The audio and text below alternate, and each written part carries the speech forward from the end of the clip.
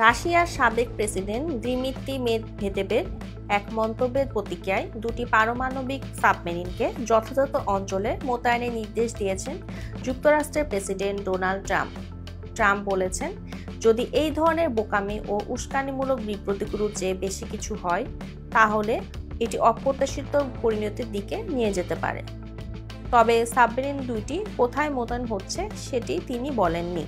ইউক্রেনের সাথে যুদ্ধবিরতির বিষয়ে রাজি হতে বা নিষেধাজ্ঞা নিয়ে মস্কোকে ট্রাম্পে যে আলটিমেটাম দিয়েছেন তার জবাবে মেদভেদেব সম্প্রতি হুমকি দিয়েছিলেন। শুক্রবার সাংবাদিকের সাথে কথা বলার সময় ট্রাম্প বলেন, একটি হুমকি দেয়া হয়েছে, তারই প্রেক্ষিতে জনগণের নিরাপত্তার প্রয়োজনে এটি করা হয়েছে। ক্রেমলিন এখনও এই বিষয়ে কোনো মন্তব্য করেননি। তবে ট্রাম্পের বিবৃতির পর মস্কোর শেয়ার বাজারে দরপতন হয়েছে। ট্রাম্প ও মেদভেদেব সাম্প্রতিক সময়ে সামাজিক মাধ্যমে পরস্পরের বিরুদ্ধে ধারাবাহিক ব্যক্তিগত আক্রমণ করে যাচ্ছে। এটি শুরু হয়েছে ট্রাম্প যুদ্ধ অবসানে পুতিনকে 8 আগস্ট পর্যন্ত সময় বেঁধে দেওয়ার পর থেকে। তবে এমন কিছু করার লক্ষণ পুতিনের মধ্যে এখনও দেখা যাচ্ছে না। এর আগে সোমবার ট্রাম্প 10-12 দিনের ডেডলাইন দিয়েছিলেন। যুদ্ধ বন্ধ না করলে রাশিয়ার তেল ও অন্য রপ্তানি পণ্যের উপর ব্যাপক শুল্ক আরোপের হুমকি দিয়েছিলেন। মেদভেদেব 2008 থেকে 2012 সাল পর্যন্ত রাশিয়ার প্রেসিডেন্ট ছিলেন। তিনি গত সপ্তাহে রাশিয়ার সাথে আলটিমেটাম গেম খেলার অভিযোগ এনেছিলেন ট্রাম্পের বিরুদ্ধে।